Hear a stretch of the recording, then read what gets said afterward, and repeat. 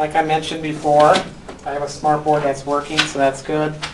Our goal tonight is just to wrap up our Chapter 9 discussion. I also handed out a little pre-test that I would like us to go through to get us in the mindset of what some of the questions will look like on the exam. I think they're a better reflection of what some of the problems that were given to you in the exercises and problems. So after that discussion, then obviously would be time to work on assignments if you need to. Also work on your Excel workbook if you need to, and wrap that all up hopefully in the next day or so. The due dates, as we mentioned, for Chapter 9, as soon as I can get there, are here. Next week, April 15th. I will open up the exam tonight for Chapter 9, and then I will also, the due date will be extended to the 17th, in case you would like to have. I'm going to just replicate what I've done in other chapters. So these It's going to be open for 8 days. basically 8 days. Yeah, I'll open it up tonight, and then you have within that 8-day time frame to complete the exam. So I think that's been working well for everybody's schedule. Any questions on due dates or requirements for Chapter 9? Actually, our next chapter that we'll talk about next week is Chapter 11. And we're fast approaching the end of the semester, so it will go by quick after that. All right, for tonight then, the book, the second half basically of the book, revolves around our financial budgets. We've already done some of these. Our cash budget, part of our big problem, problem 73, we've done that already. But now we're going to be a little more focused, and within this cash budget, we're going to be working with a cash receipts budget and a cash disbursements budget. Not difficult. Yeah, somewhat time consuming, but let's do some practices on those two budgets first. We also are going to talk about flexible budgets, and that'll wrap up Chapter 9. So I'm going to just move forward here. Now I know this is very grainy, and I don't expect you to read this, but with exercise or example 10, it's how to prepare a cash receipts or cash collections budget. Probably one of the most important factors when I was working in industry was this very report. This is on page 470 of our book. And the example lays out cash collection by quarter. And you'll notice that we have cash sales coming in, and then collections from sales on account are listed next. Not difficult. And the percentages of collection, we receive 75% is the example of the sales are, I should say 75% are credit sales in this example, 25% are cash, and then of the 75%, 90% paid in quarter, and then, I can't read that, in quarter, and 10% in following quarter. So each problem will have its own set of scenario percentages. So in this case, 25% of the total sales are cash, 75% are on credit, and then we collect the 90%, and we collect the other 10%. And that's kind of how it goes. So we're going to practice this process developing the schedule. And the reason that it's so important to know when our cash is coming in is so that we don't overspend, right? We want to make sure we have enough money to pay our employees, pay our taxes, and then eventually pay our vendors. So let's try a problem similar to this.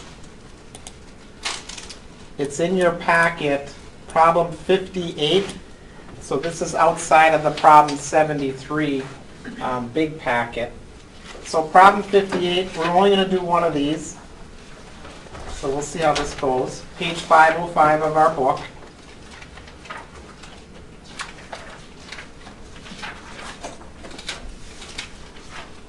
And I'm afraid it crosses 2 pages.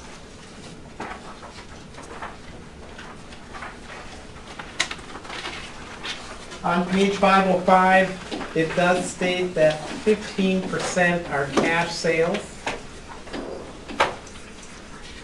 which then means 85% are credit sales. Credit sales. I'm on the bottom of page 505.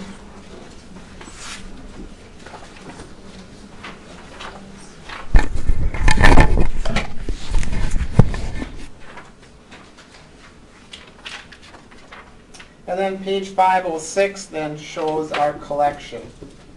25% collected in the month of sale. I'm just going to put that here, just so we have it as a reference. So of the 85%, 25% of that number is collected in the month. 68% in next month.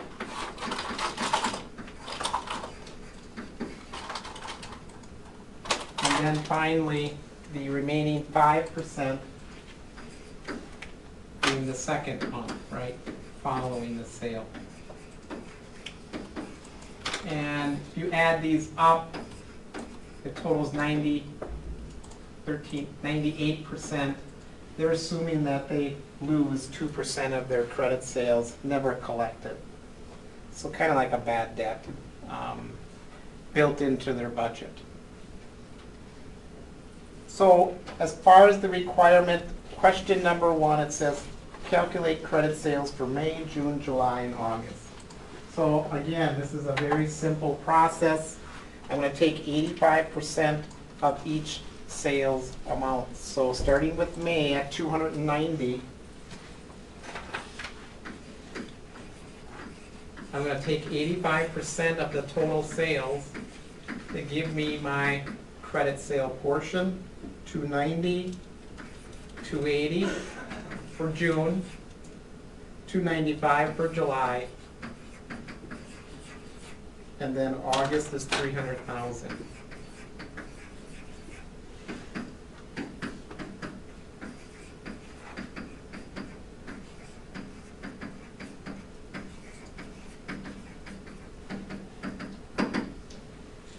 Come up with our credit sale amounts. So let's see how this goes.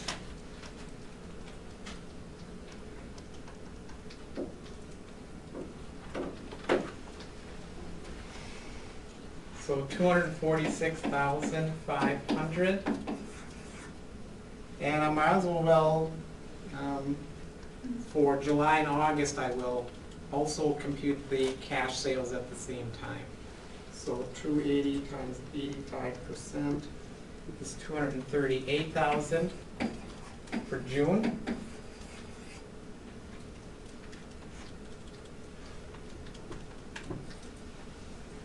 $236 for July, which means what? I got 257. Oh, did I multiply wrong? I think so. 295 times 0.85. Yes, I did. 250,750.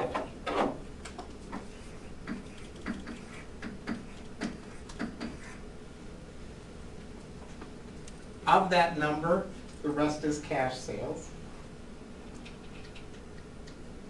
$44,250. I'm just gonna scroll this down. Go to my cash sales. For July, 44,250. The sum of those two should be 295. And then I'm gonna do the same thing for August. 255, of which 45, right?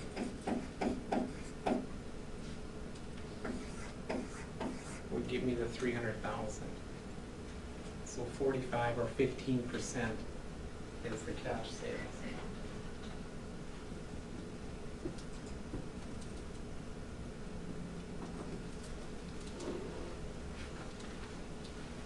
So this is where Excel, again, would be really useful. And I did use Excel quite often for cash receipts estimation. All right, so now below the cash sales, now we're going to collect, right, our accounts receivable dollars in our credit sales. So if we go to our credit sales for May, they totaled $246,500. So I'm grabbing the credit sale numbers for May. I'm going to use that number in my credit sales.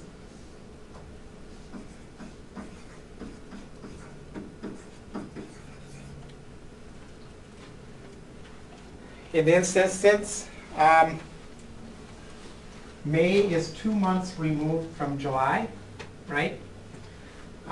It's 3 months removed from August. Well, my percentages only go up to the second month, which is 5%. So this is what I'm going to use as being collected in the month of July from my May sales. So I'm going to multiply this by 5%, and that will give me my collection for July, which is, I'm going to take a stab at this, $12,325. Is that right?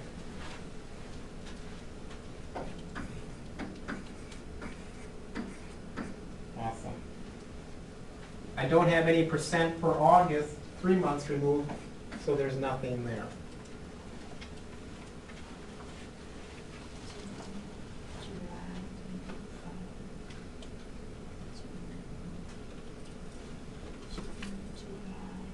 So now June credit sales were 238, right?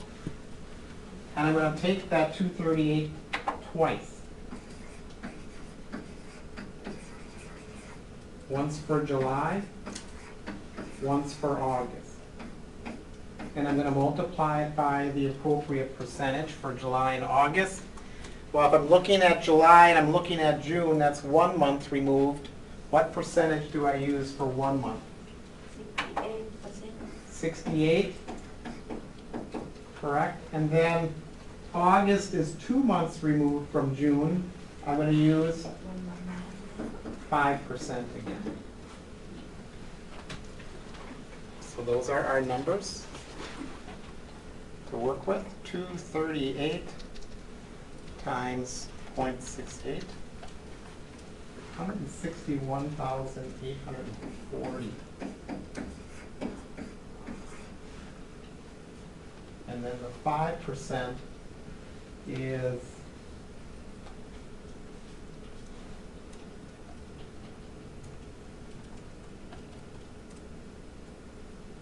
$12,900. 11,900.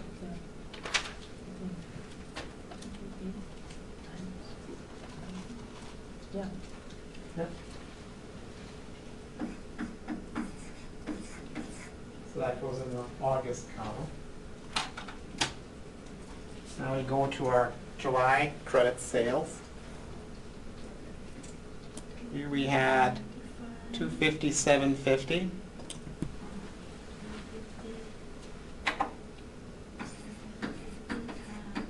We do that twice. So obviously in the month of July, we have what percent? 25. 25. You, Melissa? 25%.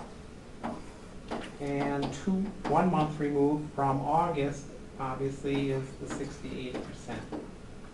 So these are not hard computations. The problem lies in using the wrong percentage, right? It can very easily be messed up there. So be careful with these percentages. Now I do get 50 cents here. It's a budget. I'm rounding to a whole dollar. So I got 688. What's the last one? 175. Excellent. Perfect.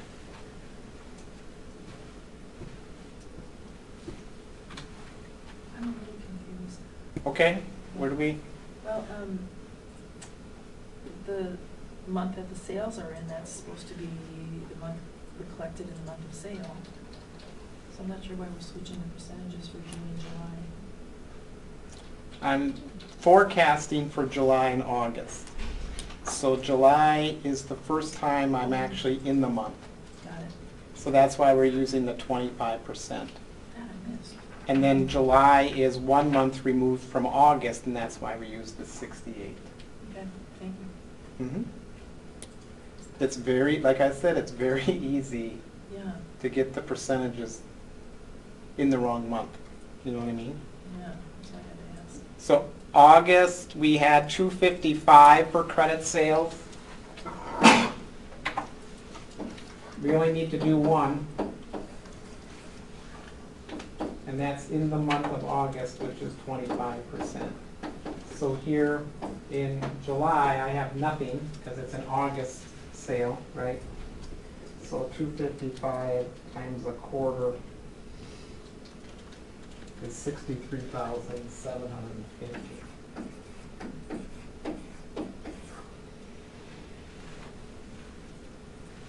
And we just simply add them up, right?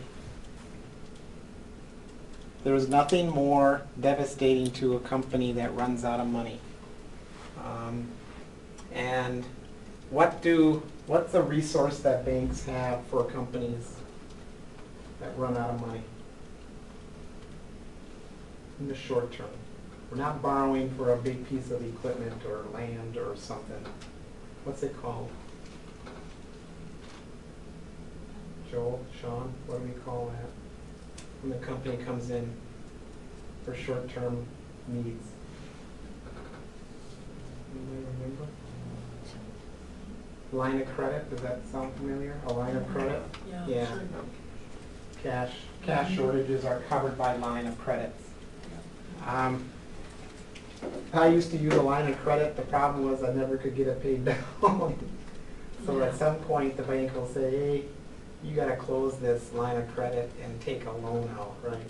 Mhm. And then you have a new fresh line of credit. But anyway, what are my totals here, guys? Does anybody have them? 281, 281, 103, 291, 160. 291, 160? Yeah. Excellent. Can someone audit that for me? Is that correct? That look good? Yeah. Okay, thank you, Aaron. All right. Guys at home, are you all right back there? Or out there? Kayla, thank you for answering.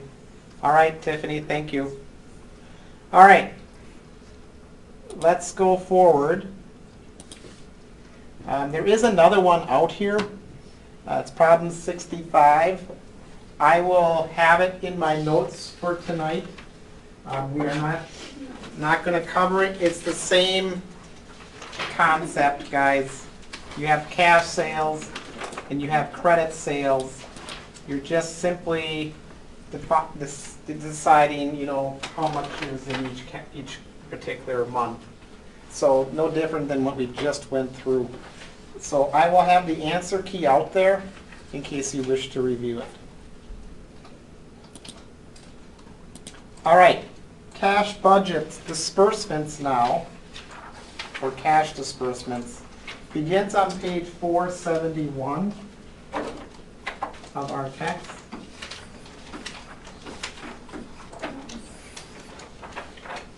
It's just like our receipts, just a schedule, basically going out, right? And exercise or example 11 shows that flow of goods going out.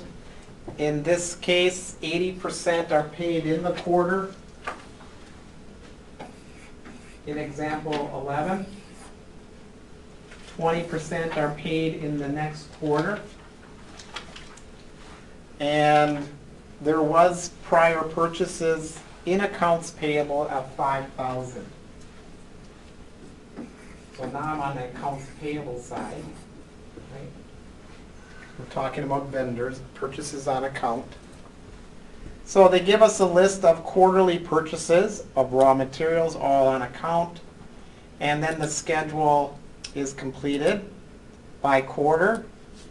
And it shows that 80-20 breakdown. So 80% in the quarter, 20% paid in the following quarter. And that's basically all it is that allocation. So again, pretty straightforward. Just be careful with the percentages that you're using for the proper month or quarter allocation. Our practice problem for this is problem 60. So if we could jump to problem 60.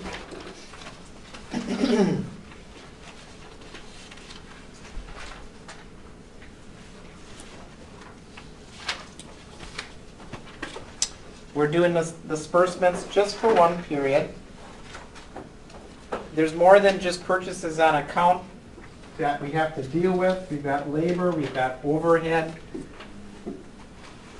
disbursements, and loan repayment plus interest. So we get a little practice of many different areas here of our schedule. So from the problem, how quickly do we pay?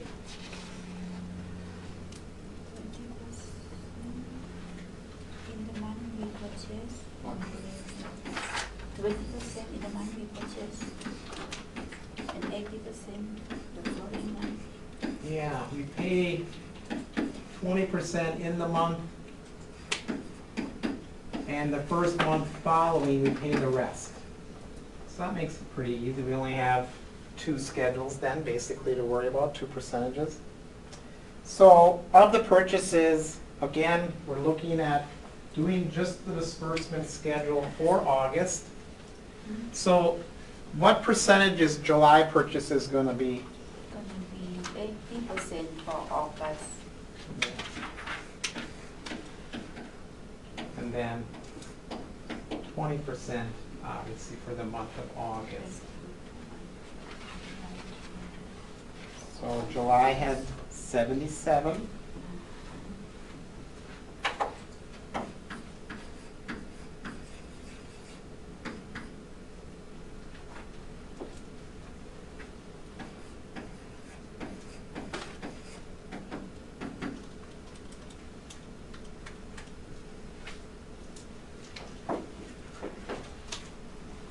Joe, do you have those numbers by chance?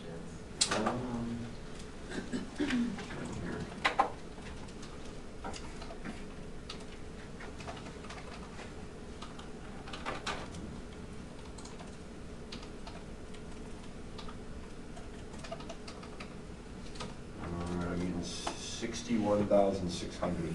Is that right?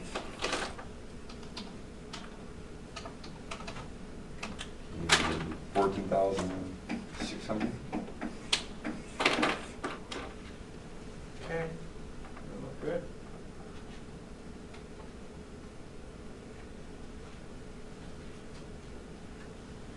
Silence is a good thing, Joe. It must mean we're right.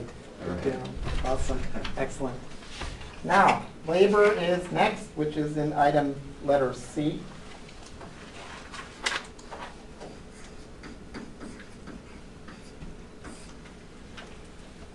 go ahead, compute the numbers.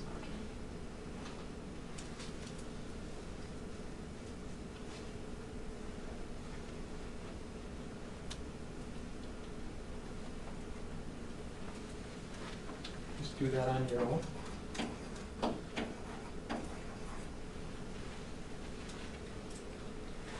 I'll follow with you.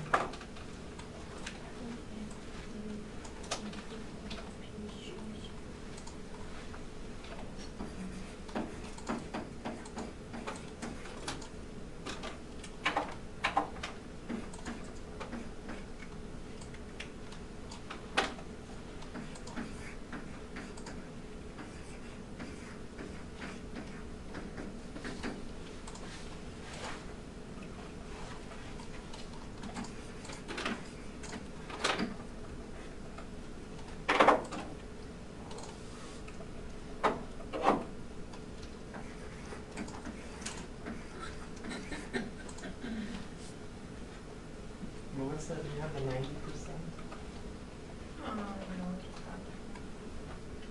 Here? We got 31,860.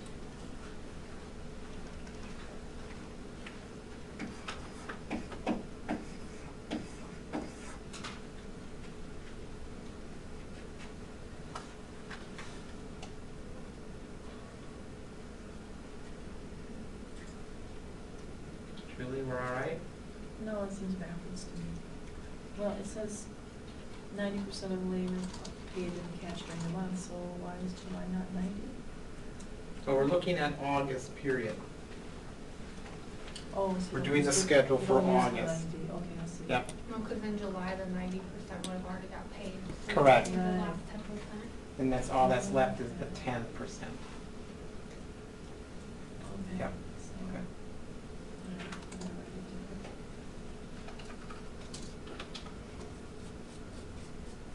Yeah, so be careful what month they're looking for. So you gotta worry about the percentage. And we also have to worry about what month. Shouldn't that 300 should be written down in August? You're writing it out in July? Those are July, In the blue? yes, this 32.3 is the July labor, Oh, July labor, right, okay. which I paid 90% in July July. and Okay. 10% in August. All right. Thank you. Okay, going to overhead is in letter D, right?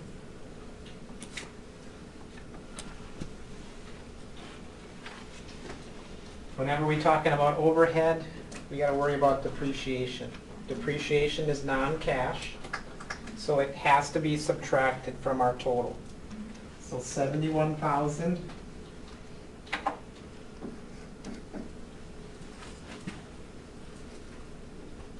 $200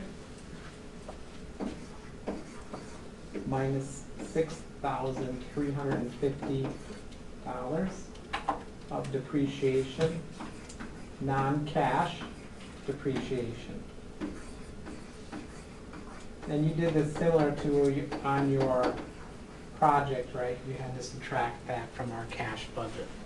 So the net of that is what, guys? 64,850.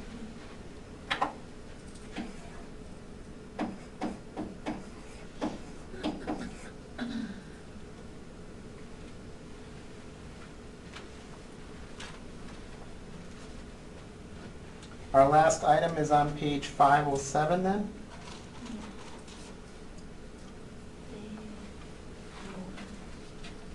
The loan amount was 15,000. Yeah, So we paid back the loan, yeah, with interest per month. and then the interest computation. Sean, how do I figure out interest?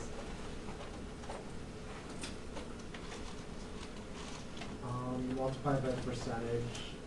Good. 15,000 times the percentage, which is what? 9%. Okay? This is per year, right? And then you gotta multiply it by the amount of months the loan was, divided by the 12 months. So, How long was the loan for? 4 months, so 4 4 months. 12s. 4/12? Excellent. Perfect. Okay. So it's always loan amount times interest times time, right? 4 months. And what did you get, Sean? 450.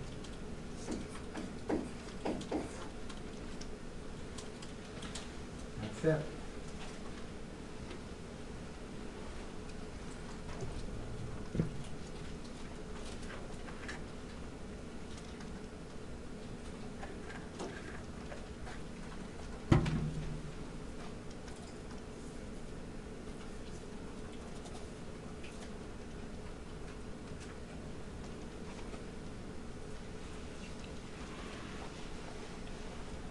Okay.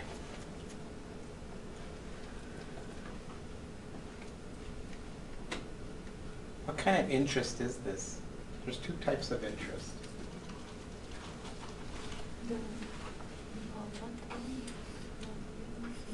The two types are simple compound. Which one is this? Simple. Simple. Why is it simple, Aaron? Because you don't get interest on the interest from the previous month. Exactly. So there's no compounding of interest added. All right? It's a simple interest over across a period of time. Very good. All right. I was just trying to see if we understood that. Oh, what was the total? I never did get the total. 191, 590. 191, 590. Great. Good. Again, one of our simpler schedules, but be careful with it.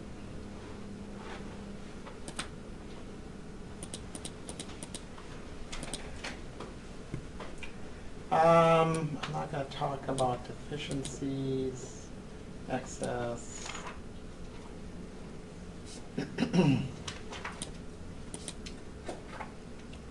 Example 12 in the book does show a larger scale cash budget. Again, I'm just pointing it out. We've already done this basically through our problem 73. So this is on page 472, 473.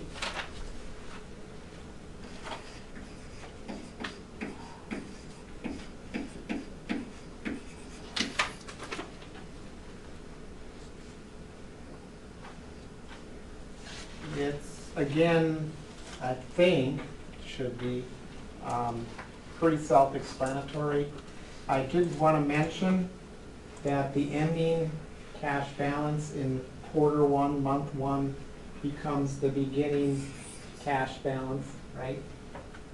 And that's what you should see on your report. Also be aware with the year count, the beginning of the year is the same as the beginning of the first quarter, right? So those two numbers on your cash budget report should be the same, as well as the balance in this case, the fourth quarter, right, means it's the same as the year. These last two have to match. If they don't match on your Excel schedule, there's a problem somewhere in your subtotals, totals, computations, but those last two numbers, it doesn't matter whether you're looking at months and the end of the quarter, that's the same concept. Now I know most of you are done already, but Sean and Jill and Kayla have that extra cash budget. So I need to see how that's going when we're done here. All right. All right. Let's go forward. I do have problem 73, cash budget completed. Now, we got through quite a bit of it. What I did add to this report is basically the totals or subtotals. So if you want to finish out, this is problem 73, the cash budget. I'm going to pause the recording here to take a few moments to do that. I again want to reiterate, first quarter and year are one and the same number, right? And if I do it correctly, the end of the quarter, fourth quarter, is the same as the end of the year. Those two numbers must match. So, take a few moments if you can. And next, after our cash budget, is our discussion on, let me move past this. They talk about the budgeted balance sheet. You are not going to have any question or problem on the exam on the budgeted balance sheet. So don't worry about that. But I do have questions on our next topic, which is flexible budgets. So I am jumping to page 475.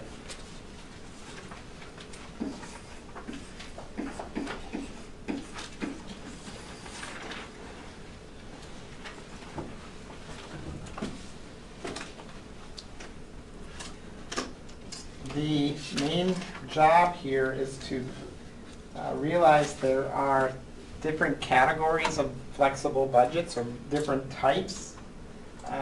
These budgets are formed into two categories of cost behavior, both fixed and variable. So here are our two types of cost behaviors. So remember our definition from cost. We have variable costs that change in total as activity level changes, and we have fixed costs that don't change, right? That remain constant. The principal types of flexible budgets is before and after. So original. Before means, right, we do the budgets before we start the year. And then the after is we do the budgets when the year is done. So this after the fact budget, we actually compare to numbers, actual numbers. So we're going to take our budget, compare it to the actual, and come up with a variance. And sometimes those variances are favorable, we spent less, or they're unfavorable, we spent more than what the budget planned for. So that's hopefully what we'll accomplish next here in our next discussion. So we look at exercise or example 13 in the book, which is on page 476. This is a before the fact flexible budget, so I'm going right to the budget itself.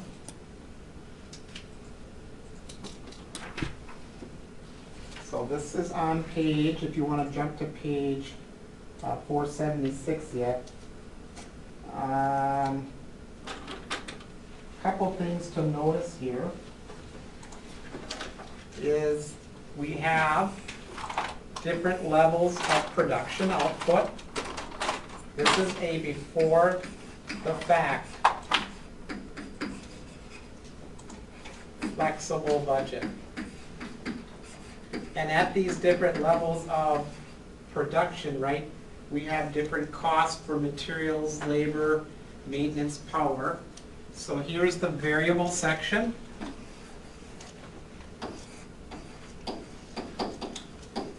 And then we have our fixed So you'll notice we also have a separate column here which shows our rates, right? Our variable rate. So this is, the variable definition is that the rate is constant, right? But the level of output or cost varies with production levels. Rate is constant, but the units, the total is varying. So 1,000 times 4 is 4,000, 1,200 times 4 is 48, 1,400 times 4 is 56. This is a flexible budget. You will be required to do one of these, right? And I'll say before the fact or after the fact. And what do we notice about our fixed overhead cost? Does the total amount change? And that's no. It's 1,200, 1,200, 1,200. The level of production doesn't change the fixed cost, and that's the definition of fixed cost. So this is probably a salary, maybe. And obviously depreciation, straight line method, right? No matter what the amount of production, it's that amount.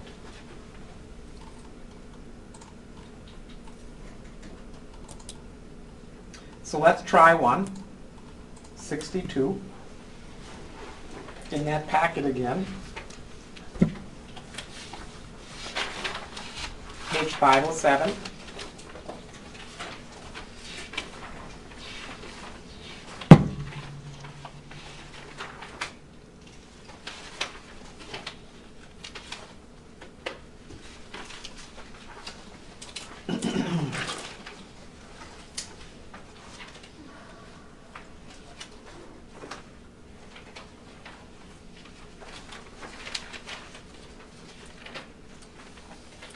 The top numbers here are in units. Units. And then we have a definition, budgeted numbers for materials, labor, variable, and fixed overhead. Well, fixed overhead's easy, right? It's 6,800 for each activity level. So this is a before the fact budget. Assuming we got salary in there, we've got depreciation in that fixed overhead.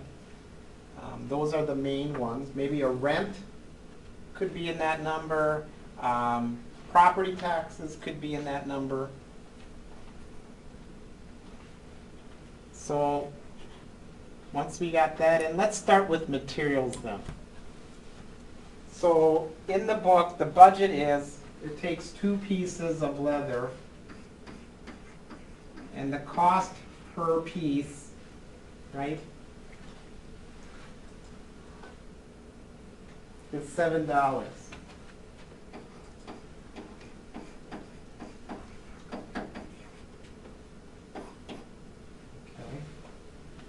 So, I'm not sure what we're making here. It takes 2 pieces of leather. Okay, good.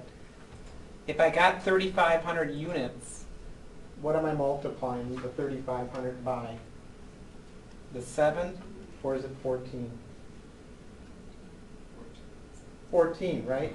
If I've got it per unit here, well, I need 2 of these per unit. So that means I'm going to multiply by 14. So 14 times 3,500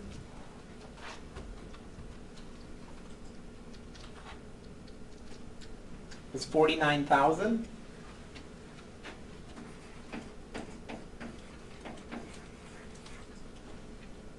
So that's not saying that 2 leather strips cost $7, so like they would be $3.50 a piece?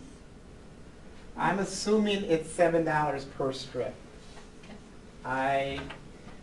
You may be right, Melissa. It could be construed at $3.50. They don't really give you. They don't give you enough really information, but it says 2 leather strips at $7. Yeah, I know it's a tough one. I'm going to go with the 14. Okay.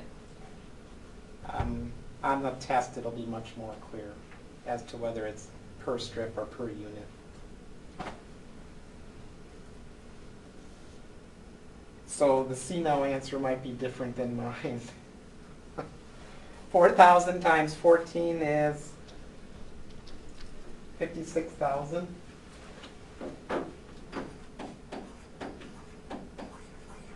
And what's 4,500?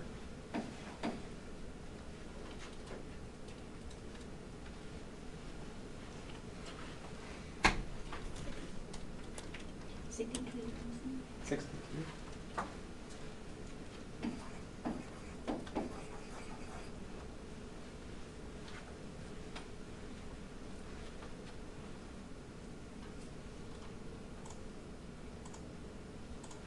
So now we get to labor. I'm assuming they are paid $18 per hour, right? So it's a 1.5 hours to make 1 unit at $18 an hour. So that's in reality what? $27 per unit, Yeah. right? So 27 times 3,500 is 94,500.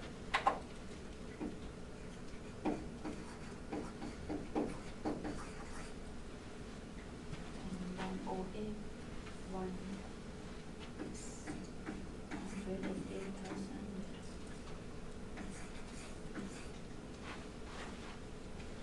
121,500. 121,500. And then we get to our final one, which is variable overhead. Another 1.5.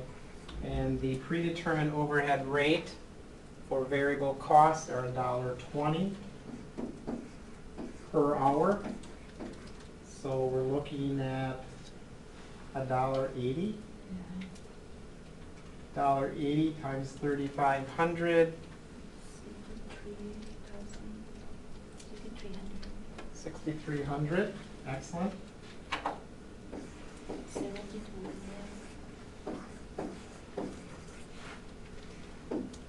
8,100.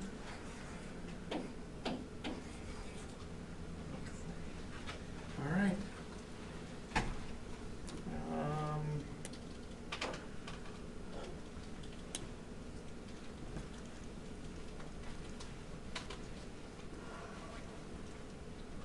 Aaron, do you have the totals here?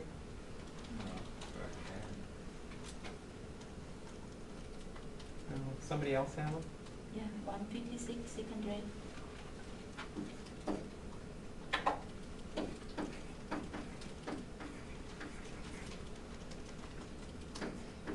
$178,000.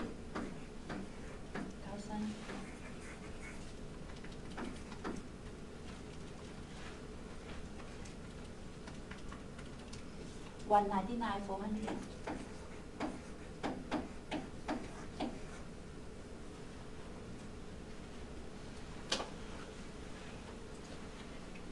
And then to get our cost per unit is cost over units. So let me do that. So we had 3,500, 4,000, 4,500.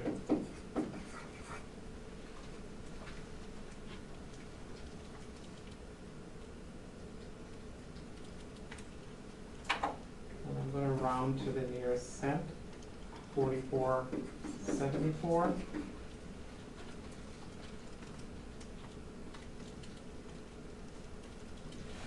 44.50.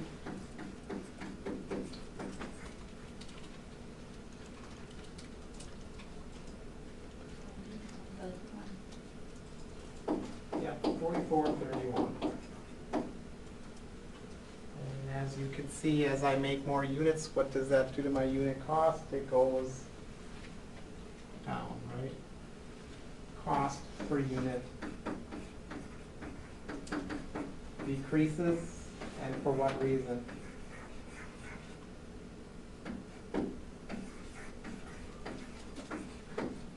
Because what are we doing?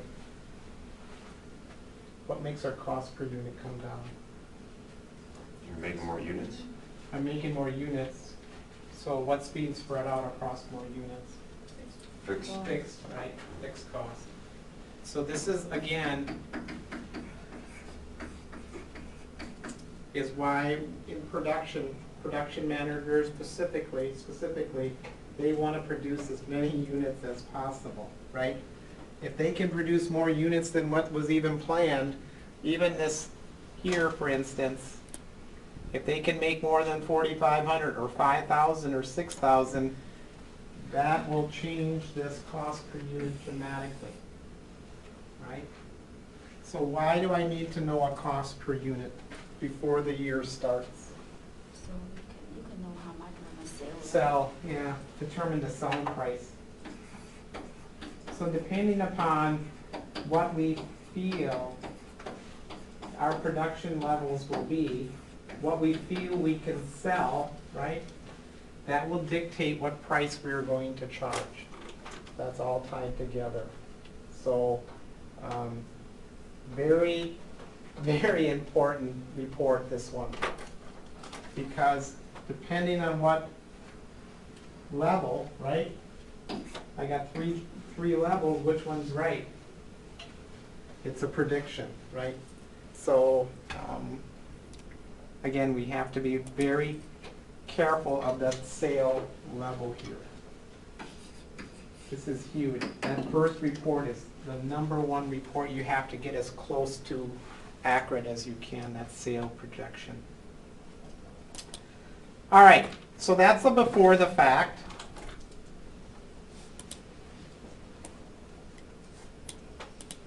There's another one, palladium, it's very similar. So I'm just going to skip that. Now, example 14 then has us do a performance report. So this is on page 477, 478.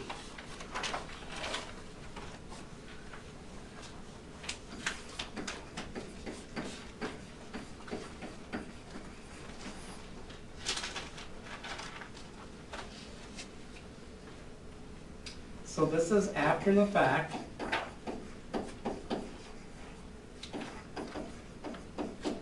Budget. Also known as a performance report.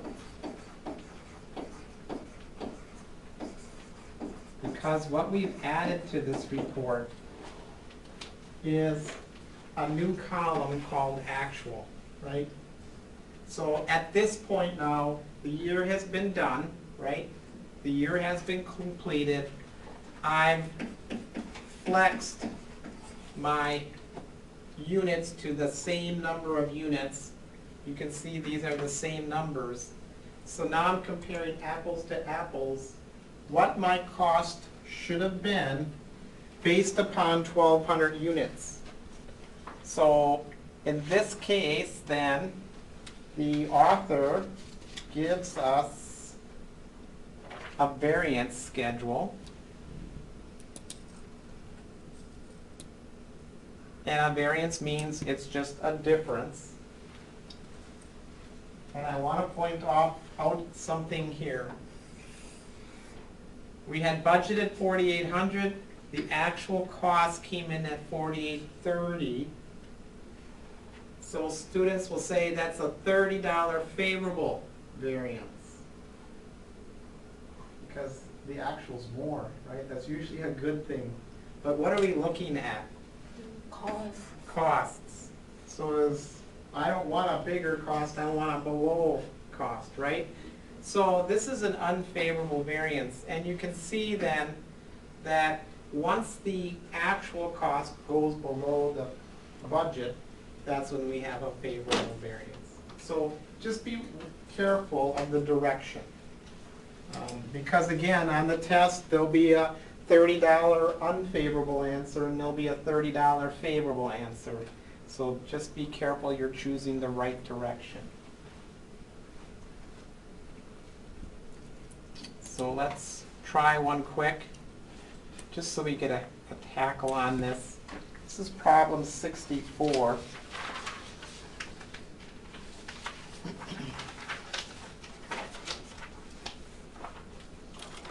So this too will be on the test.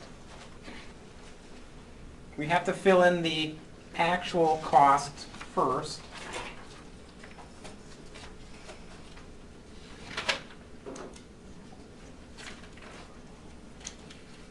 So this is all given to us. Maintenance is at 107. Actual cost. Indirect labor is 336.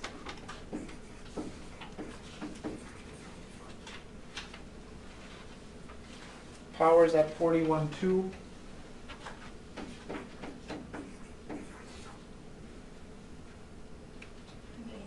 $35,000? Yeah, the fixed cost is 35,000.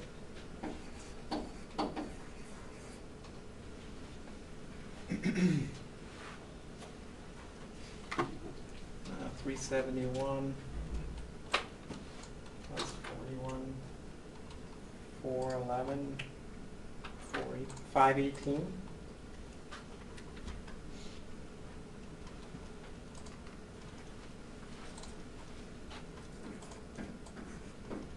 $518,000.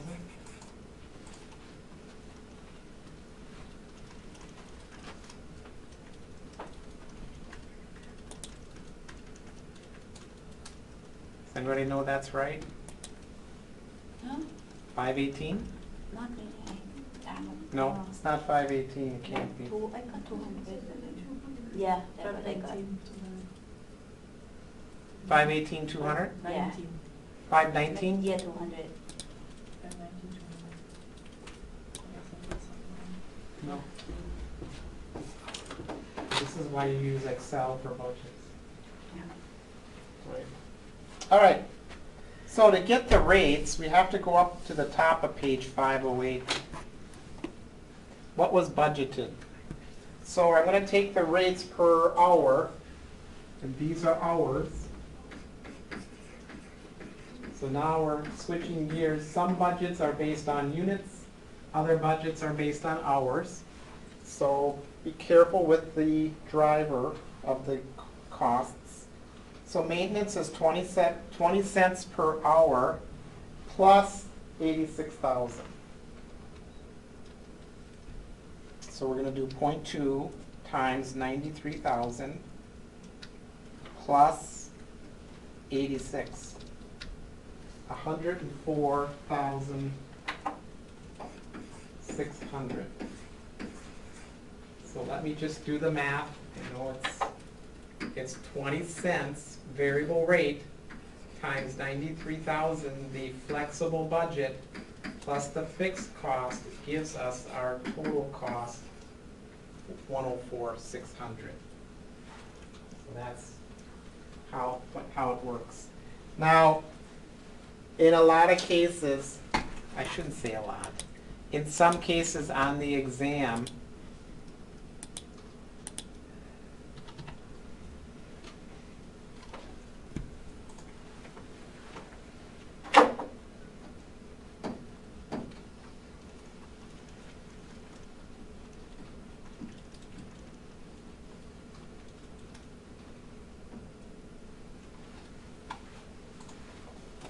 I'm just going to save what I got here because I don't want to lose it.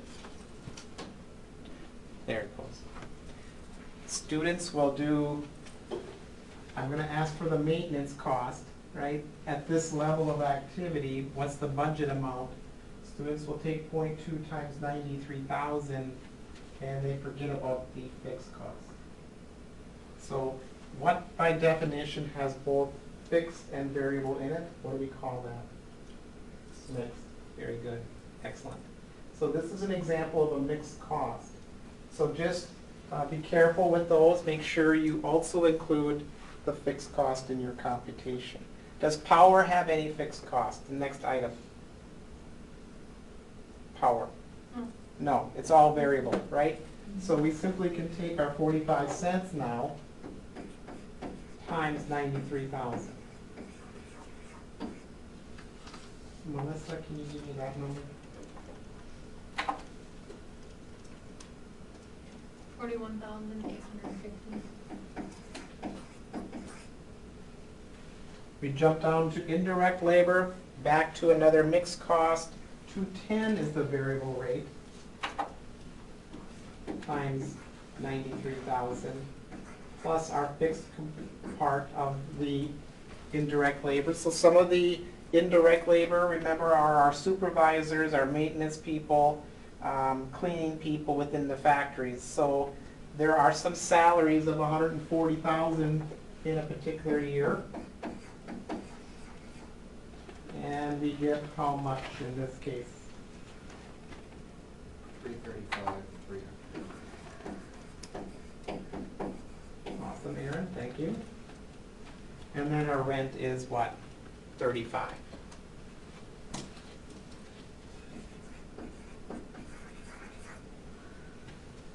So we have 104,600, 41,850, 33,000. How about 335,335 gives me a total of how much? 516, 750.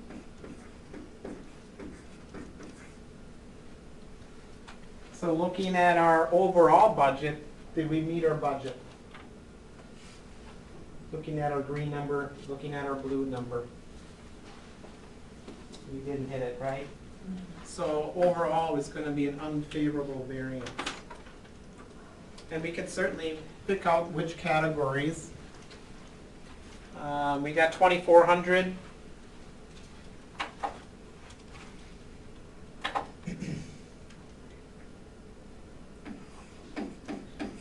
We've already said this was unfavorable. We've got 650. Which direction? Favorable. Very good, Melissa. 335 versus 36, that's unfavorable, 700. And then 0. And I think the author uses neither and. It's neither favorable or unfavorable. It might be favorable. If I can hit target, that's favorable, isn't it? I would think so in my book. But obviously, I would net the two together. The unfavorable, we'd net it to 31 minus the 650. We have in total then 2,450 and then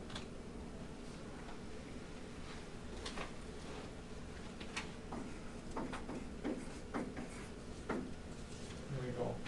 Hopefully that should tie out with the total as well.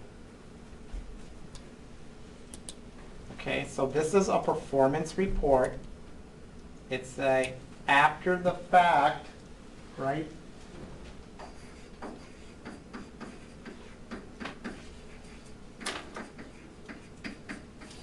Budget report.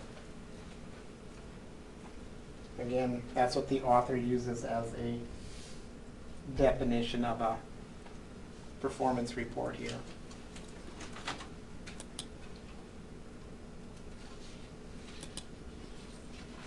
Okay. I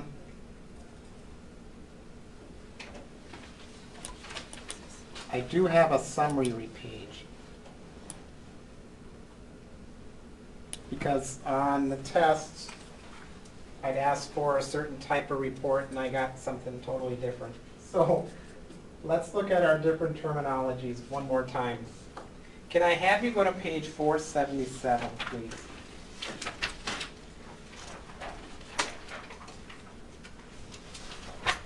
It's Exhibit 9.15.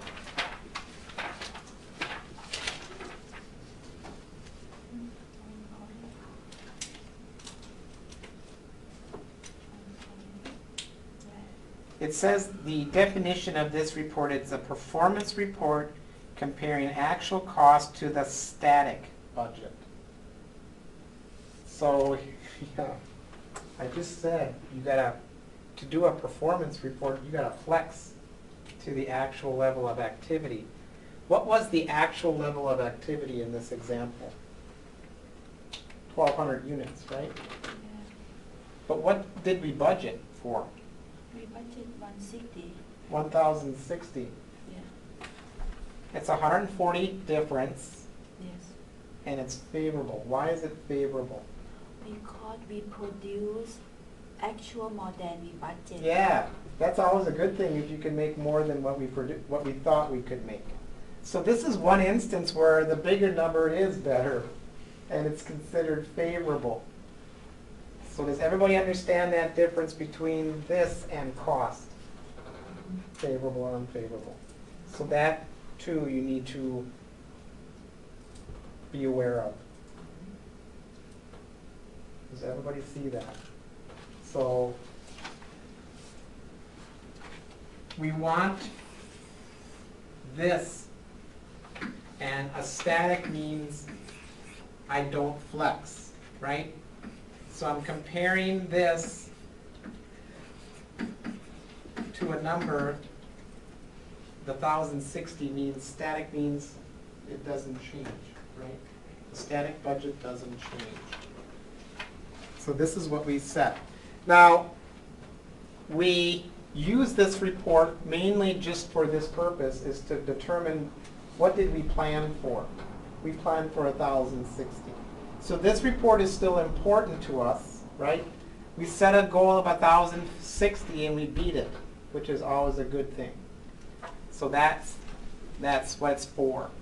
Now, on page 478 then, example 914 on page 478, we switch from a static budget to what? A flexible budget.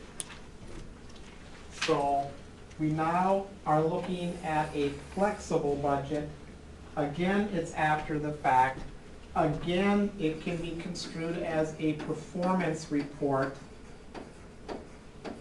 as well. And what's changed now is that we flexed to the actual, right? So those are two different reports. One's static, one's after the fact flexible budget. Okay. Now we can compare the cost variances, and now we can compare and say, yes, we did well in this area, we didn't do well in some other area. Does everybody see the difference between the two reports we just looked at?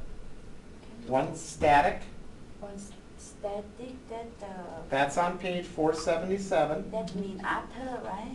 It's after because we're comparing it to actual numbers, Okay. right? That's The 1,200 versus the budget, 1,060. But what makes it static is I didn't flex. So there's a before that's flexible, a static, and then the after that's flexible. Yep. Alright. So now, the third report is on page 476. Turn to there, please. another 7 is the same one.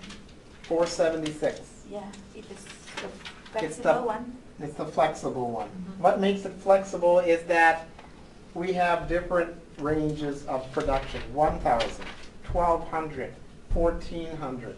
So the word flexible is different here.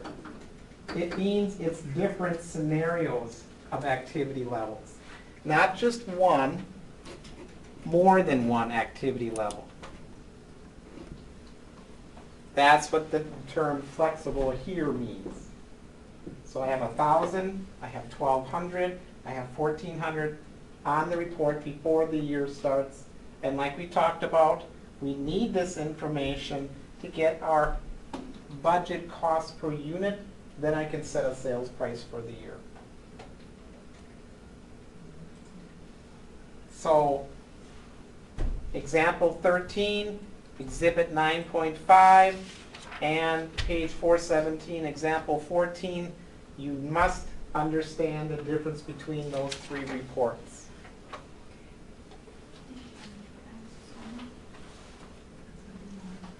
477 or 476, 477, 478. Know the difference between those three reports.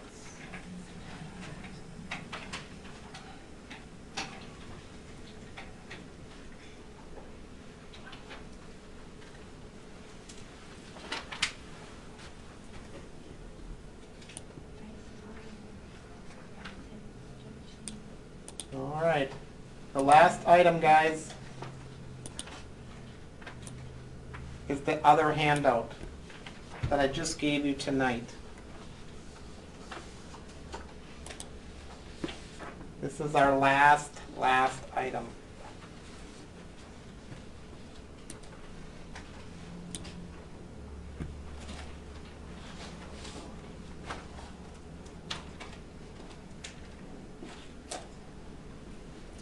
These are some test example questions. They're not obviously the same numbers, but the problems are very similar to what you'll see next week.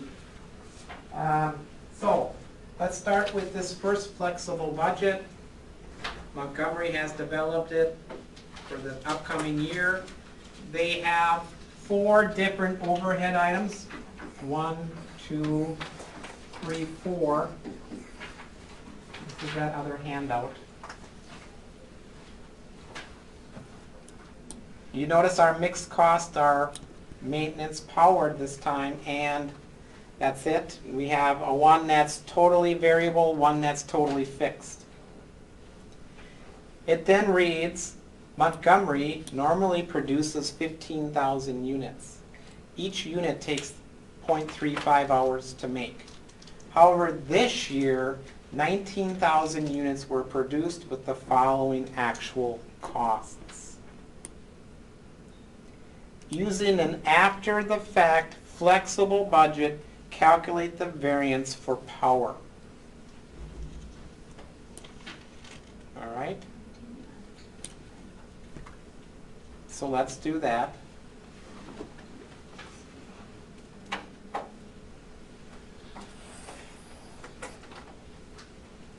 This is the problem right off the bat. Which number do I multiply the 0.35 by? Or, I'm sorry, 0.30 by. No, 0.35 by, sorry. Am I clear now? Yes.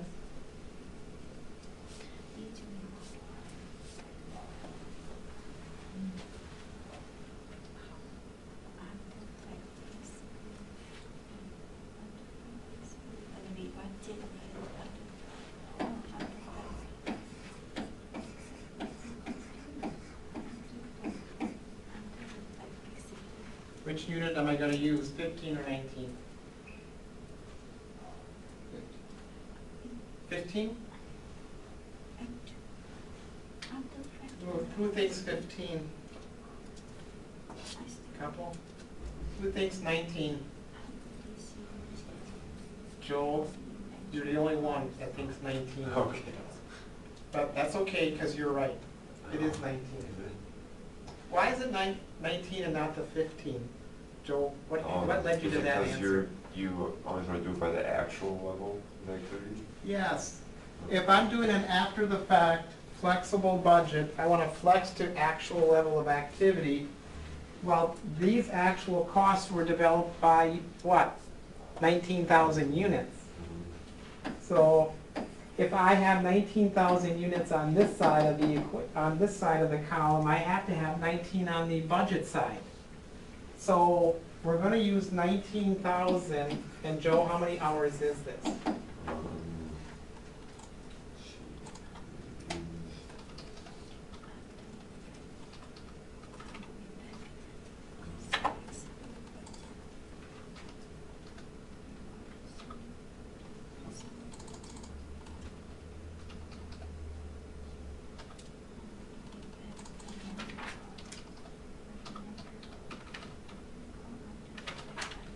You're getting 6,650, so 6,650. 6,650.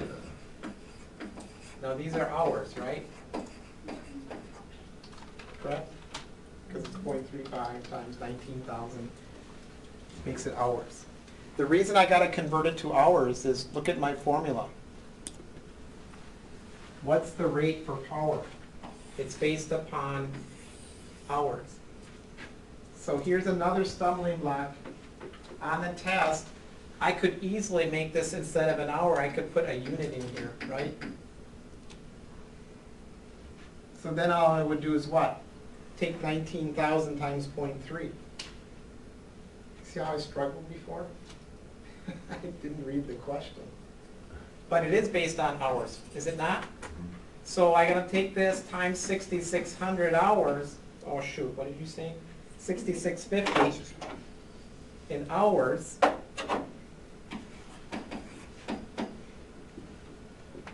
Don't forget we have a fixed cost, right? So we gotta take that multiplication plus the 1,500 gives me how much cost, guys?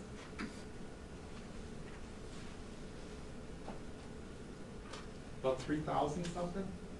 34.95.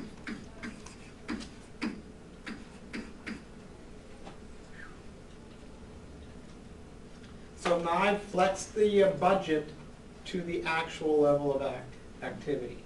So 34.95 is then, if I had a column here, my flex to 19,000 units, right, is, Aaron, 34.95?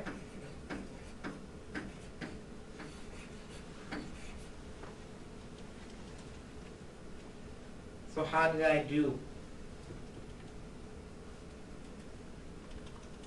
I have a variance, what, of 12.95? So then I have a variance column here. 12.95, which direction? Be favorable? Right? Favorable. Favorable?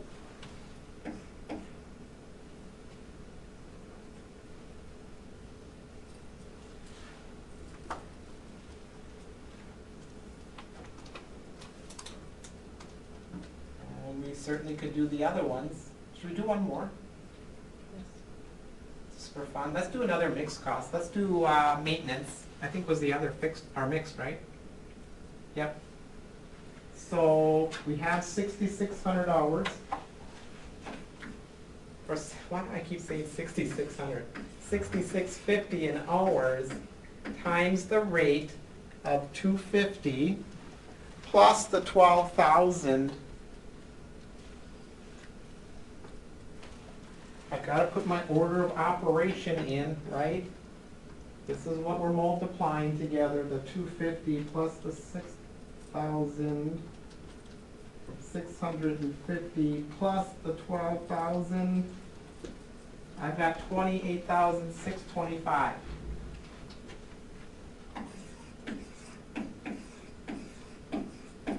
We compare that to our actual maintenance cost.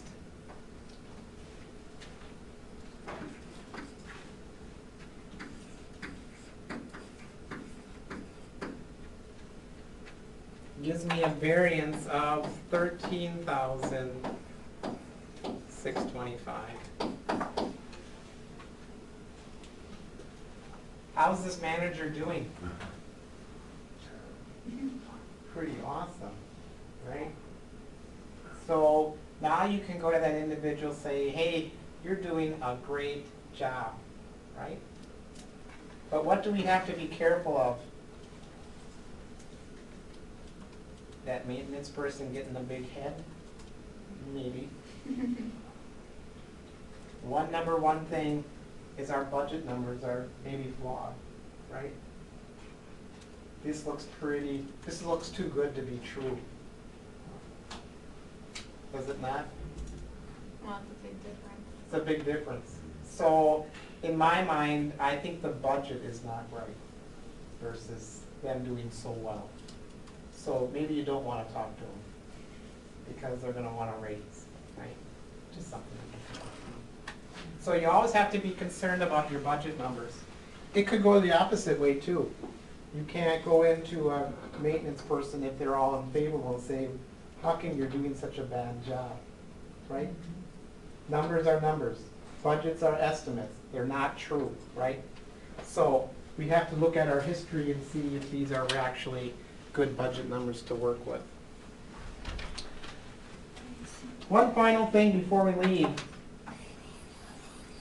What is this for, the 15,000? Why did we even mention that? Oh. It's meant to confuse you, right?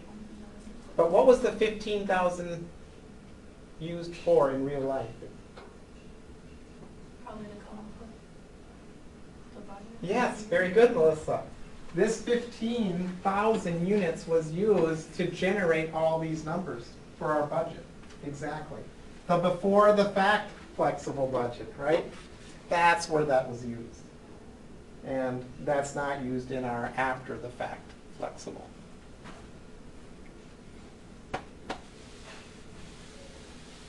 All right, let's try another problem in that packet, guys.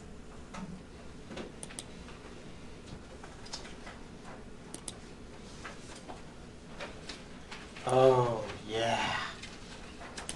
This is probably the toughest one you'll see on the test. Right here.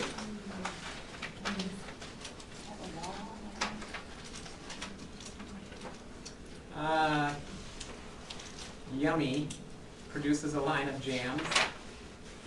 Their estimated production of jars of jam for the fourth quarter of the year is as follows: October, November, December. Each jar requires a half a pound of berries.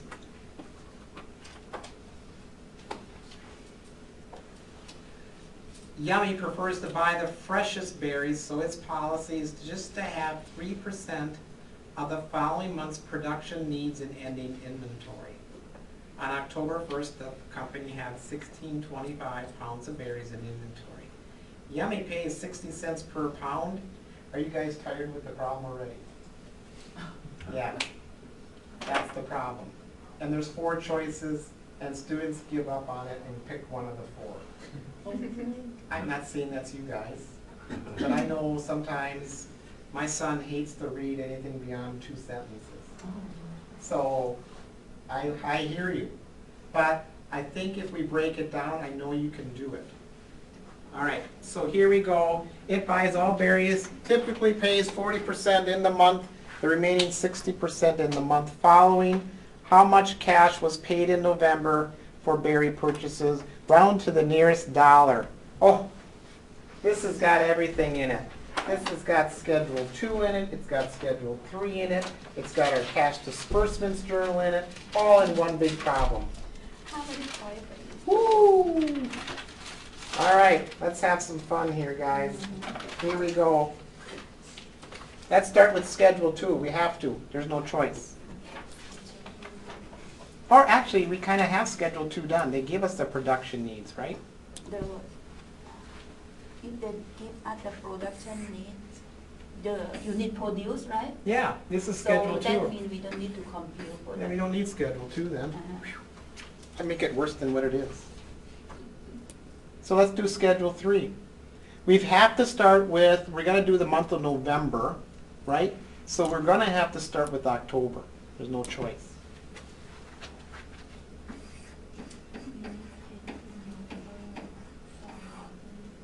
Okay, October production desired is 77,000. So this is Schedule 3. I've got to convert jars to what? Pounds. How many pounds of berries in one jar? Half.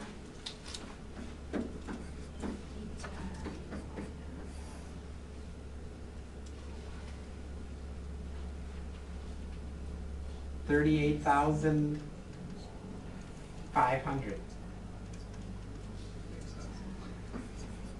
I hope that's right.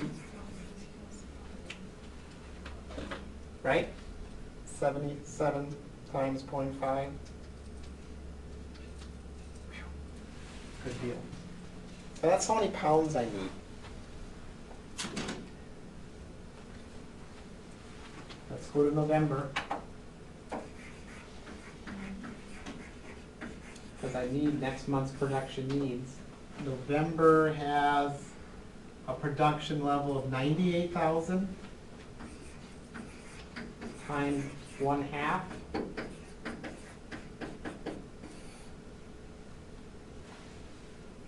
$49,000 pounds.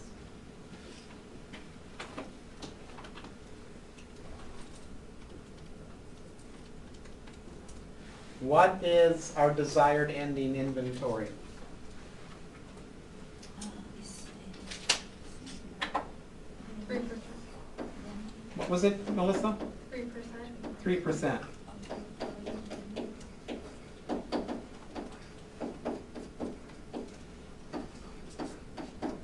So 3% is added to our production needs for October so that we're covered for next month, right? So that when we have our increase in demand, we're ready for it. That gives us 1470.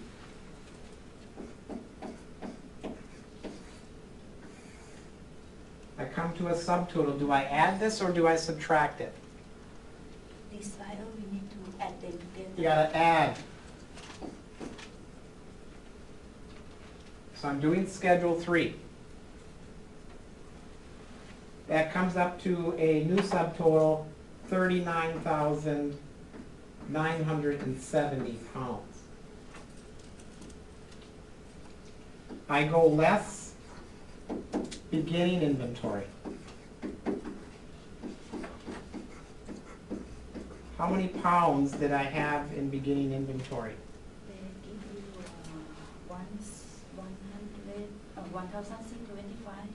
1,625? Yeah.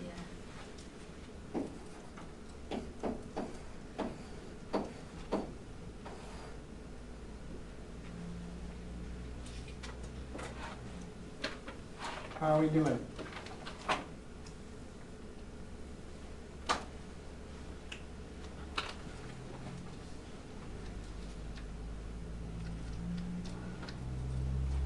I got 38.5.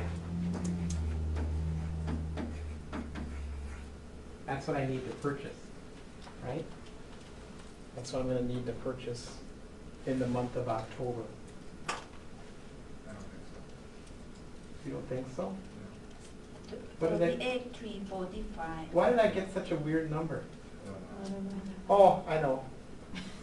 You're I said- rounding. No, I rounded. That's about right. No, I grabbed the wrong number. I was just testing you. Good job, you caught me. So what is the right number, Aaron? 38,345.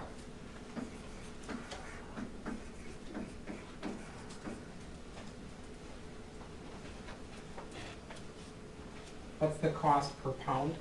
60 cents. 60 cents?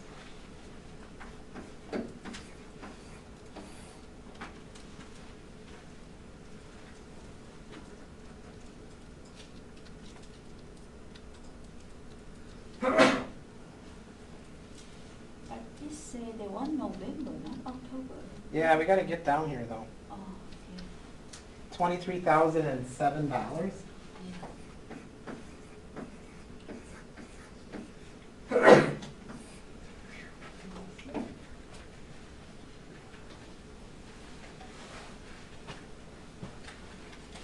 All right, let's do November now, Schedule 3.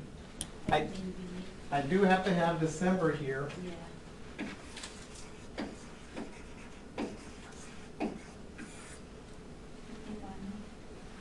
61,000. Yeah.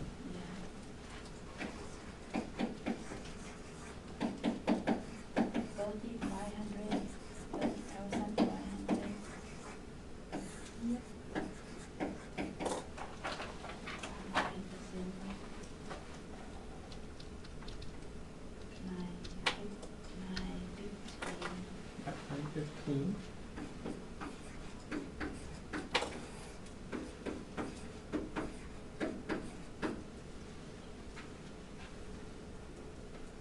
Add them together. Minus what? No, add the 49,000. Yep, 49,915. I added the desired ending. And What do I subtract? 1,000 or 1,470. Yep. So this number becomes down here. Oh, I totally messed up my alignment.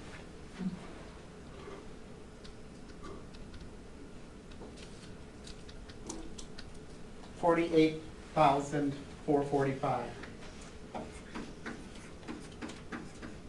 times 60 cents.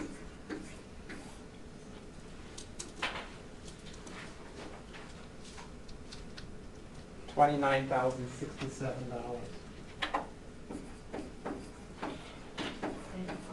Answer, right?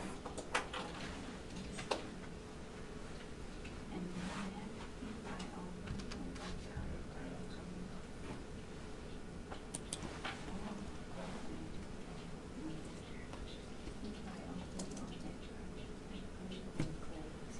pay 40% of the money purchase in that month.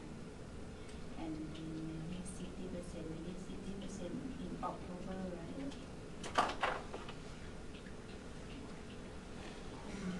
Times 60%. All right. Before we do the rest, the 40 and the 60%. I want to talk about this guy.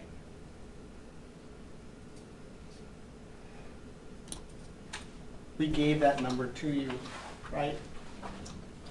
On the test, it may not be given to you. So how do I get the beginning inventory? Go on the top one, go to the production need, the 38,100. I go to September, right, basically, and take 3% because the end of December, right, is the beginning of October. So be ready for that. Be ready for that. If I don't give you the beginning inventory, it's not that I don't, I forgot something. You not forget. You can figure it out using the ending from the previous period. Sean, you can move if you want to, or you like the sun. I'm good for now. Okay. So that's not the answer, like if you No. want to do it? Right. Okay. Yeah, I'm just giving you another scenario. In this particular problem, they gave you the beginning balance in October, but I don't have to give that to you. You may have to use a previous month, right? Figure out the desired ending, 3% of the 38.5, and that becomes the beginning. So they just made that 16.5 up? Yes. Okay. Yeah, it's not even close. Yeah. I got 1155. 11.55. Yeah. Yeah. So maybe they had more than they thought from last period. All right, so it's 40% paid in the month, 60% paid in the previous month.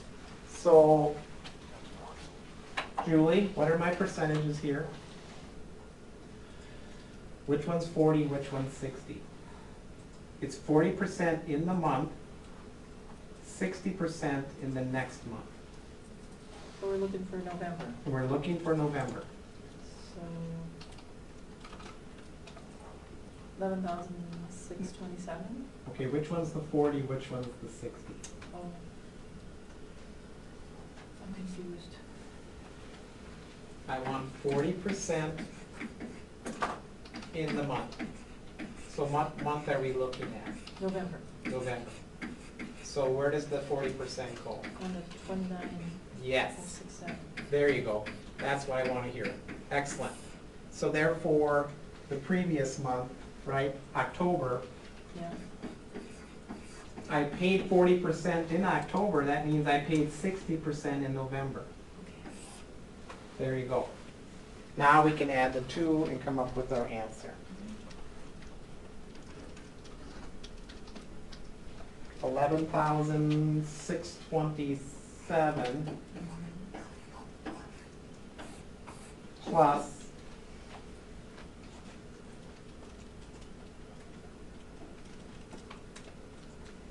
13,804 basically equals 25,431 is what I paid in November for my purchases. So this is the longest problem you'll hit on the test because it has a lot of all the things we learned in chapter 9. Schedule 2's numbers, Schedule 3, not so much Schedule 2, but Schedule 3, and then the cash disbursements on it. So we just use December's to find the rest of November's, and then we don't have to worry about the rest of it? I actually don't have to worry about December anymore because all I needed December for was to get that desired ending inventory. Yeah. I'm looking only at November, Melissa, so I really don't need December purchases. You could if you wanted to. I mean, you got everything, except you don't have the desired ending for December because you don't have January's numbers.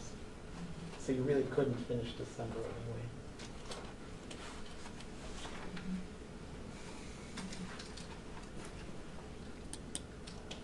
Now you got to admit that was a fun problem. That was awesome.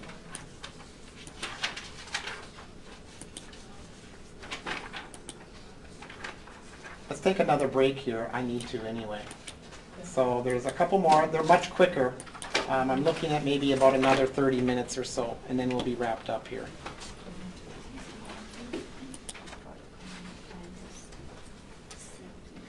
Bickford plans to sell 125,000 units in November, 170 in December. Bickford's policy is to have 10% of the volume of sales in ending inventory. So here we are talking about Schedule 2, right?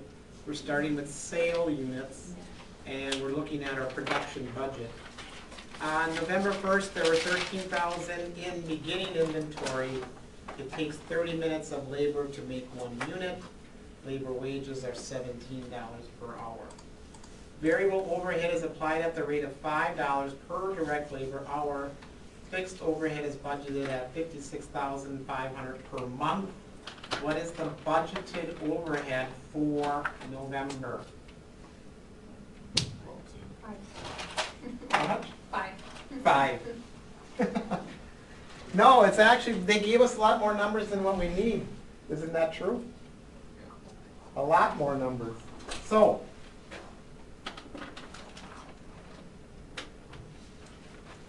you almost have to read the question first.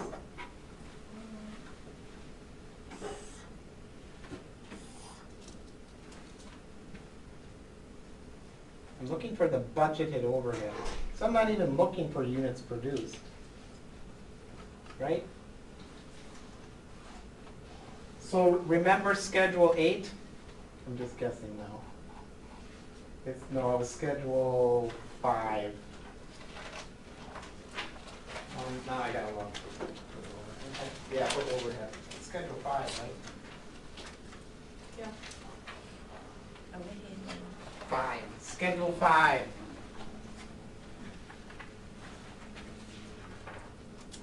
Oh, maybe I do need the budgeted units. Yeah. I do. Because they give you Yeah. sale unit, but they didn't give you unit produced yet. Yeah, because I need to get number of hours, right?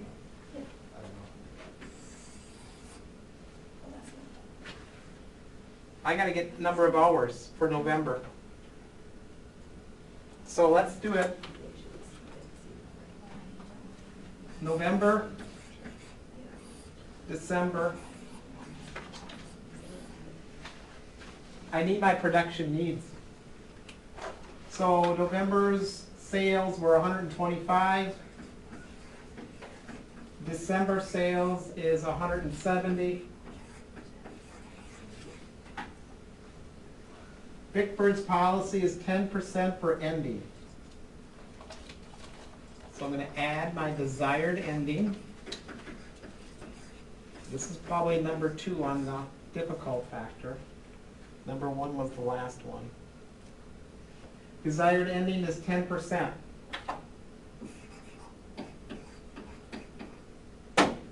Right? 10%. Oops. Of the foreign money.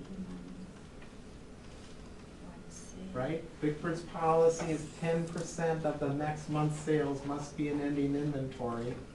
So that's 17,000, which I add to my 125, gives me 142,000 units. These are units now, not hours.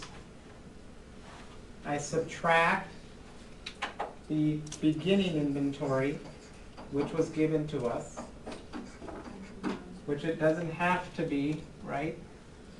I can take 10% of the 125 and get my beginning, but what was the amount? 13. They just rounded it to a whole 1,000. And I have 129. That's the end of schedule 2.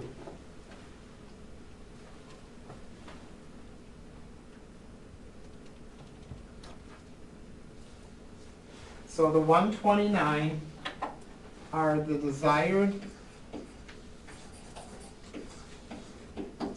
units to produce.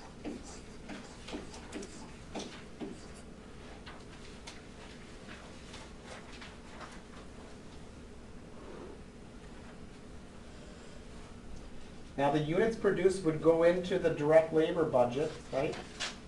Goes right into Schedule 4. Units produced.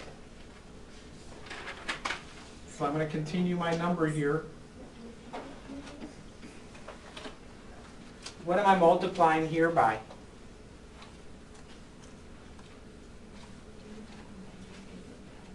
I got to get number of hours. So what am I multiplying by? What does it say? How many hours does it take to make one unit? Aaron? Half an hour. Half an hour.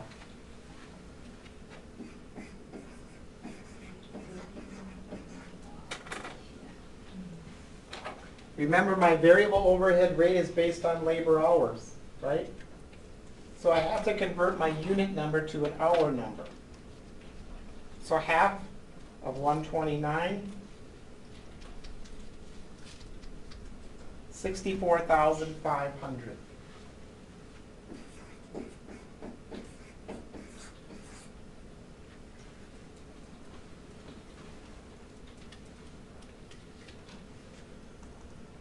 Now I'm ready to do my overhead budget, right? What's the overhead budget? It is $5 per hour plus 56,500.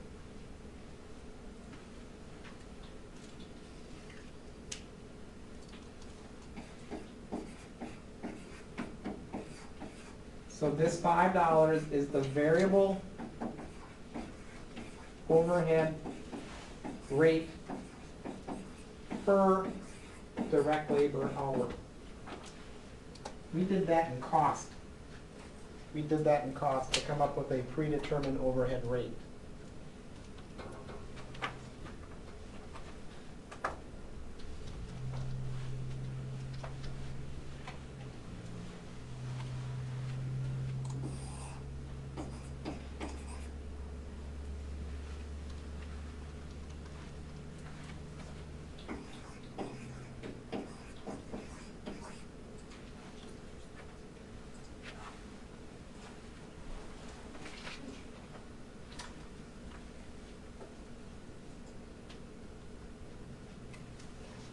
Okay, so am I finished yet?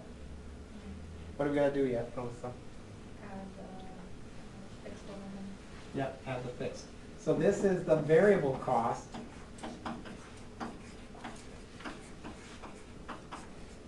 I'm adding 64.5, Melissa? No. 56,500. How much? 56,500. I had the 500 correct. That counts. So how much total do I have, Melissa? Take me home. 379,000.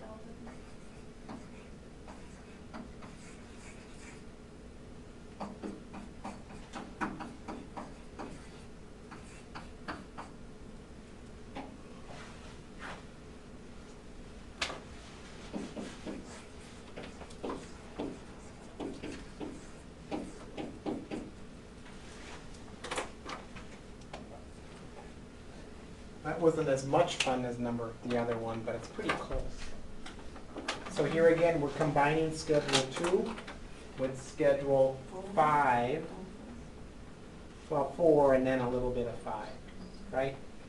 Some of 4, some of 5. Because the rate here, right, this $5 rate is based on direct labor hours. So I needed to get those units converted to hours using a half hour per unit to make them. So that half hour is the time it takes to make one unit.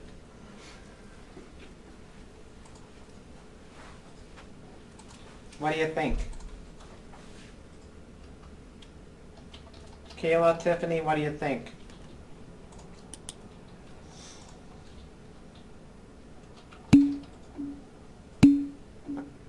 All right, thanks guys. Schedule 2 is the production budget, right? Yep.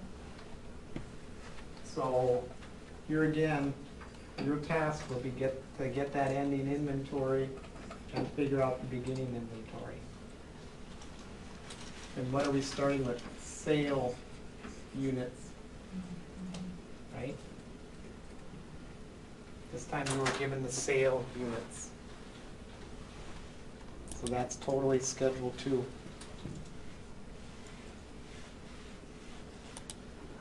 Okay, here we go to the next one.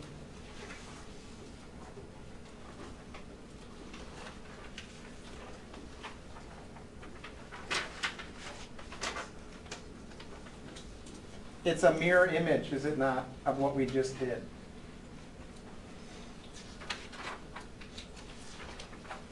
Although,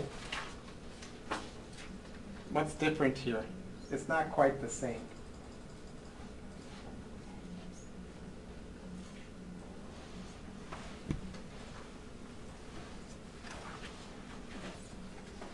These are units, but what kind of units? Produce, right? Produced. Yeah, you produce. What did we have in the last problem? The last one, they give you unit sale. Sold, right?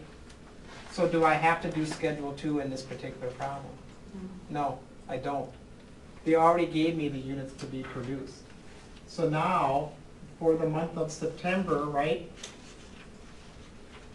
51,000 for September. I've got to predict my overhead for the month of September. I'm ready to go. I got to convert units to what? Hours, because my rate is what? Per hour. This time it's 9. So I'm going to take the 51,000 times what?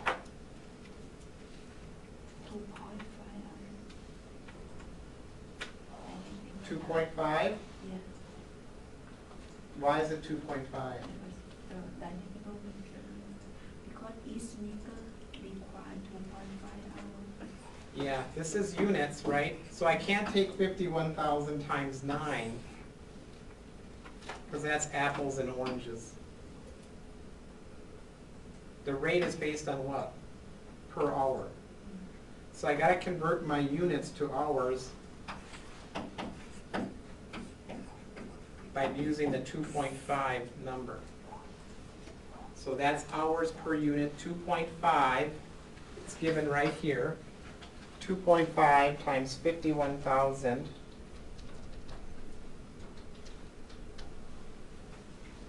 is 127,500 hours.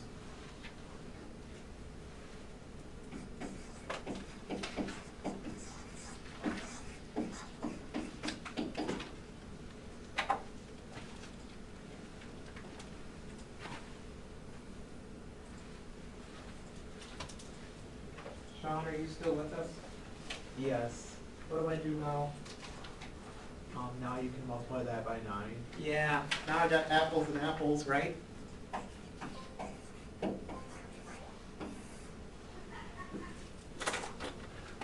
And what do I get, Sean, here?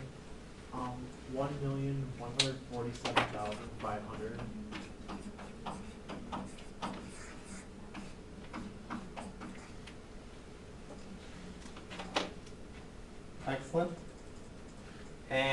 not done, right? I gotta add what? Fixed overhead. Yeah. Seems kind of small for such a big number, but I'm just messing with the numbers. So I end up with 1,152,000, or 53.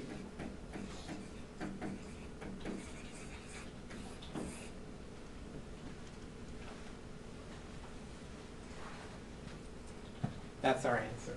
This is my budgeted overhead. $1,153,000.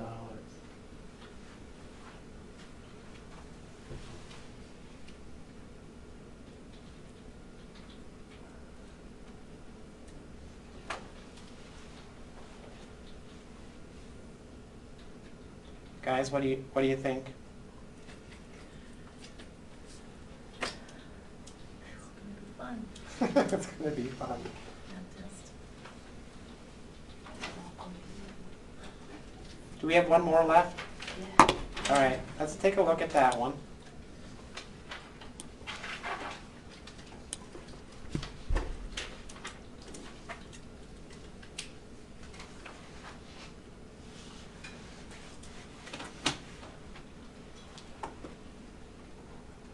Go ahead, solve it.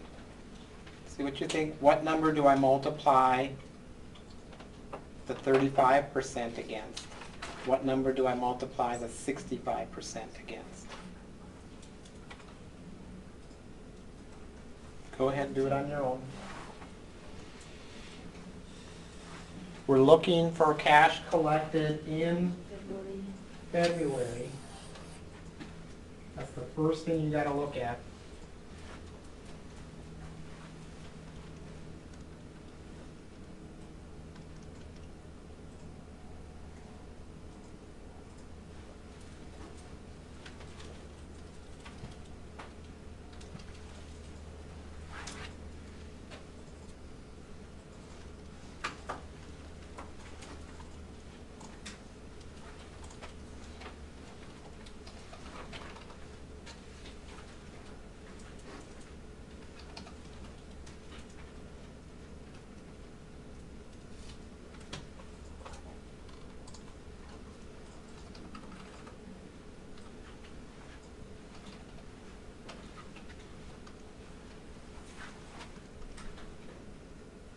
Okay, Julie. Which one is the 65%? 250,000. Oh, no. Yes? Yeah, that's it. I've been confused about this since the beginning. I know, that's what I'm asking. You got it right though, right? Yeah. Okay, excellent. 65% paid in the month following the sale.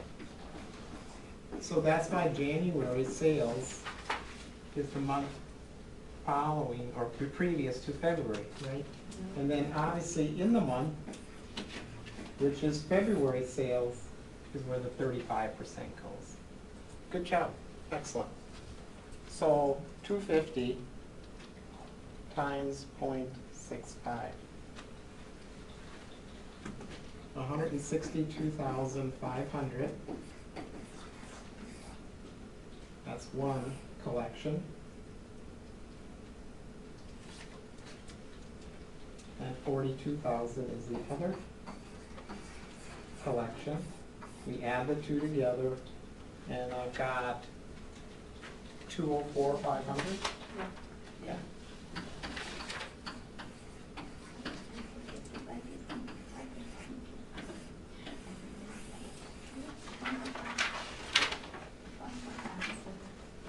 Okay.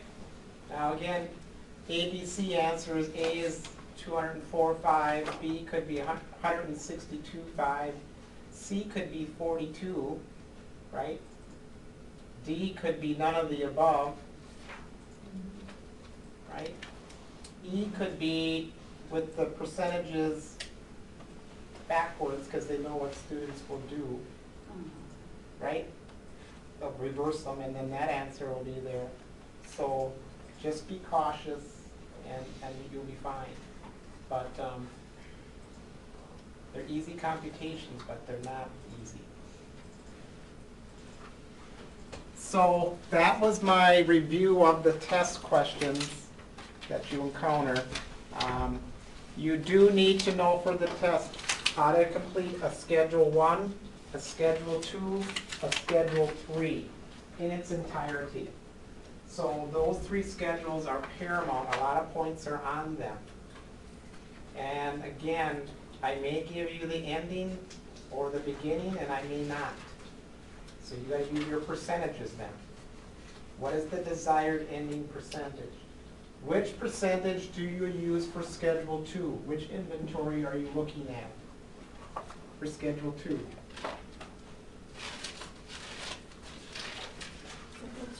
We need desired ending inventory. So which inventory am I talking about for Schedule 2? Finished goods. Thank you, Aaron. Yes. Look for Schedule 2 finished goods inventory. Is that clear?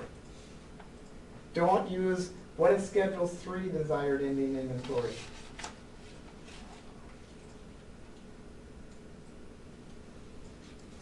What comes before finished goods? I know it's WIP, but what's before WIP? Materials inventory. Direct materials inventory is Schedule 3. Because I can have that in a paragraph. The desired ending finished goods inventory is 20%.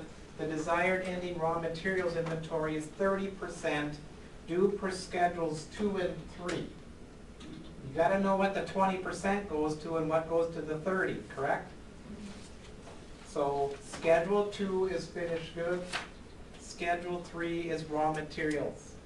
Don't confuse those. Because if you grab the wrong percentage in Schedule 2, guess what? Schedule 3 is all wrong.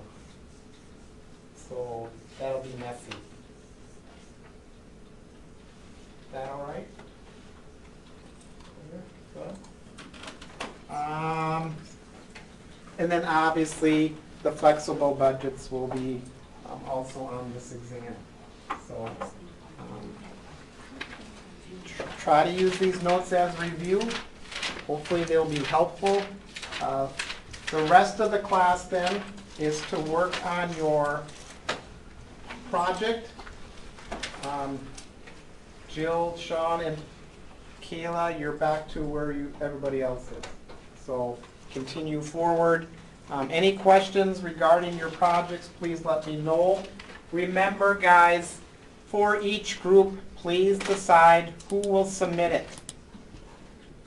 So if you go into Learning Plan 5 toward the bottom, only one project is necessary for me to see. Your group will get the same grade as a whole. And that's submitted through Blackboard for the 7 points. Then each individual will have to submit their own peer review of their group, evaluating their contribution. And then remember also, each individual person has to complete the See Now entries. So make sure that gets done for the 40 points. You said the peer review have to submit both, right? Not one. Yeah, on the peer review, review yourself and your partner. Oh, I already did it. So you did. I do too. Oh, okay. So there's 2 tabs at least. For the group of 3, obviously there'll be 3 tabs. 3 times. One for yourself and then 2 Yeah. members. Because it was an uneven class. There were 3 people working together. Oh, Yeah. so we need to. Yeah. Tiffany, Kayla, any final questions?